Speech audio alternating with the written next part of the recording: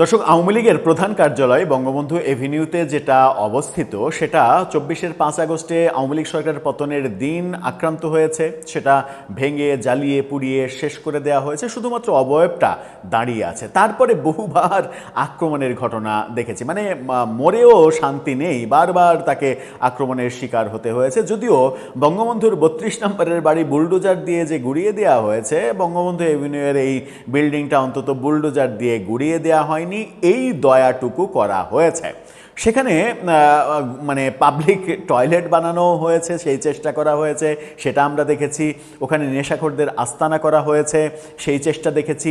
একাধিকবার সেখানে ব্যানার টাঙিয়ে দখলের চেষ্টা হয়েছে, সেটাও আমরা দেখেছি। বিভিন্ন প্রতিষ্ঠানের সেটা সদর দপ্তর বানানোর চেষ্টা করা হয়েছে, বহু কিছু হয়েছে। এবং যারা এই কাজগুলো করেছে তারা জুলাই যোদ্ধা পরিচয় করেছে, সমন্বয়ক পরিচয় করেছে, কখনো এনসিপির পরিচয় বোধহয় এর আগে খুব একটা প্রকাশ্যে করেনি, কিন্তু এবার এনসিপির পরিচয়ে সেটা দখল করা হলো।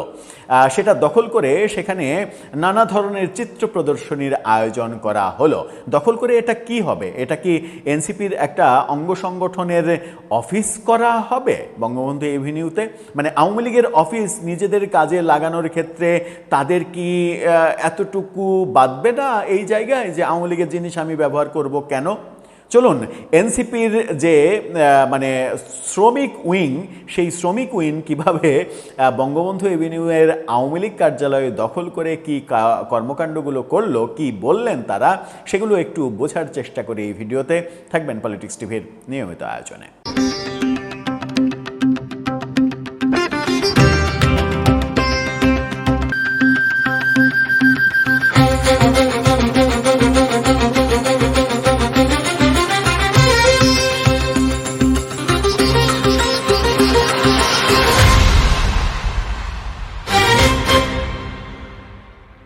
দর্শক, বলছিলাম আওয়ামী লীগের প্রধান কার্যালয় যেটা বঙ্গবন্ধু এভিনিউতে অবস্থিত, সেই কার্যালয়ে এবার দখল করা হয়েছে।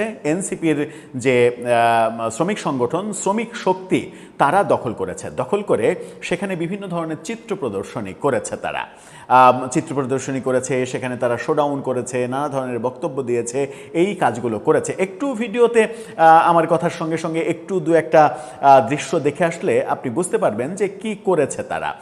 এভাবেই তারা ওইটাকে দখল করে চিত্র প্রদর্শনী করা, সেখানে শোডাউন করা, সেখানে ব্যানার টাঙানো, এই কাজগুলো তারা করেছে। এখন প্রশ্ন হচ্ছে যে শ্রমিক শক্তি কি এটা তাদের অফিস বানাতে চায়? শ্রমিক শক্তির যিনি আহ্বায়ক আরমান হোসেন, তিনি গণমাধ্যমকে বলেছেন যে এটা কোনো পবিত্র স্থান নয়। এটা পবিত্র স্থান কে বলেছে? তিনি বলছেন যে আওয়ামী লীগের লোকজন বলে যে আওয়ামী লীগের অফিস এটা একটা পবিত্র স্থান। আওয়ামী লীগের লোকজন কবে বলল যে এটা পবিত্র স্থান? কারণ এটা পবিত্র স্থান বলার তো কোনো কারণ নেই, কারণ এটা তো কোনো ধর্মীয় প্রতিষ্ঠান না, এটা তো কোনো ইবাদতখানা না যে এটা পবিত্র স্থান বলবে। অবশ্য বলতেও পারে, কারণ আওয়ামী লীগ যেভাবে তার শাসনামলে কওমি জননী উপাধি নিয়ে এক ধরনের ধর্মভিত্তিক রাজনীতিতে নিজেদেরকে বিলিয়ে দিয়েছিল, ধর্মনিরপেক্ষতা একেবারে হারিয়ে ফেলেছিল, তাতে নিজেদের কার্যালয়কে পবিত্র স্থান বললেও অবাক হওয়ার কিছু থাকবে না। ধরেই নিলাম তর্কের খাতিরে যে তারা বলেছে এটা পবিত্র স্থান। আরমান হোসেন তিনি বলছেন যে এটা পবিত্র স্থান না, সুতরাং এটাকে পবিত্র স্থান ভাবার কোনো কারণ নেই।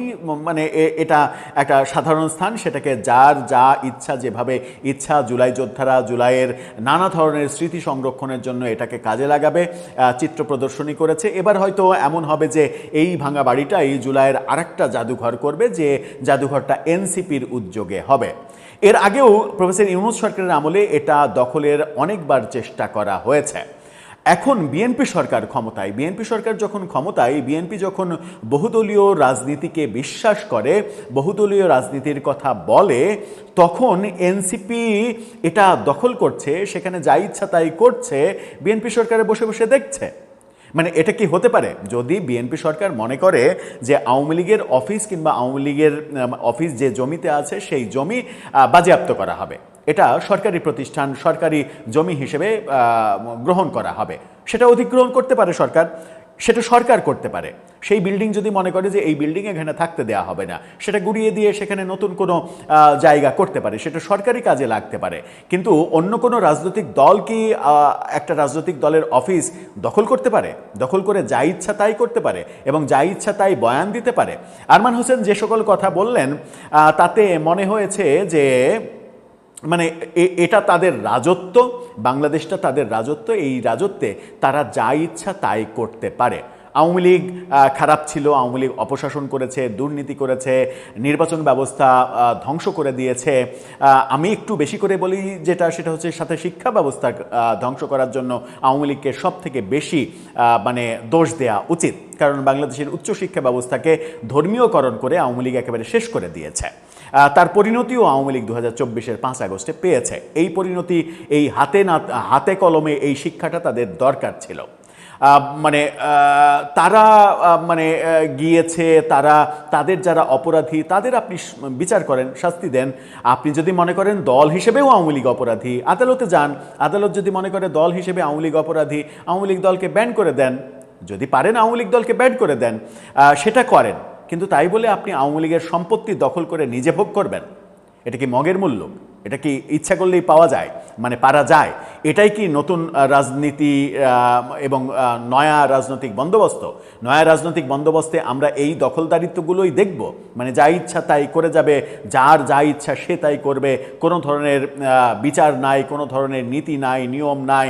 এটাই নয়া রাজনৈতিক বন্দোবস্ত হিসেবে আমরা মেনে নেব? আমরা মূর্খ জনগণ, মানে আমরা আবাল জনগোষ্ঠী, তারা এই আপনাদের এই কর্মকাণ্ডগুলোকে মেনে নেব, মেনে নিয়ে চুপ করে বসে থাকব? মানে আজকে আপনারা এটা মানে দখল করছেন, যা ইচ্ছা তাই করছেন। কালকে ওরা যদি কখনো ফিরে আসে, তখন ওরা গিয়ে যদি ওই বাংলা মটনে রূপায়ণ টাওয়ারে, যে একটা ফ্লোরে তো আপনাদের অফিস, তো ওরা যদি যে বলে যে পুরো বিল্ডিংটাই আমি দখল করে নিলাম, তাহলে কি হবে? মানে এই দখলবাজি চলতে থাকবে। আপনারা মানে ক্ষমতাবান, এখন ক্ষমতাবান, তাই আপনারা ওদেরটা দখল করছেন।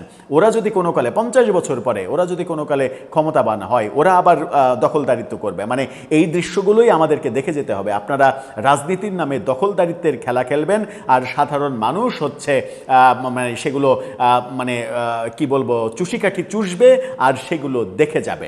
আর 5 বছর পর পর আপনারা আমাদের কাছে এসে এই কর্মকাণ্ডের বৈধতার জন্য ভোট চাইবেন। এটাই হচ্ছে বাংলাদেশের রাজনীতির ভবিতব্য, তাই তো? আর এটাই আপনাদের নয়া রাজনৈতিক বন্দোবস্ত। এটা আমার মনে হয় যে ঠিক হচ্ছে না। আপনারা ভুল পথে। এই ভুল পথ যদি অন্য কেউ অনুকরণ করার চেষ্টা করে, তাহলে এই ভুলে ভুলে মানে কয়েক গুণ হয়ে গেলে দেশের পরিস্থিতি কোন দিকে যাবে একবার যদি মাথা ঠান্ডা করে আপনারা ভাবেন, তাহলে এই কর্মকাণ্ড থেকে নিজেদেরকে বিরত রাখবেন হয়তো। দর্শক, আপনার মতামতের ব্যাপারে জানিয়ে লিখতে পারেন আমাদের কমেন্ট বক্সে।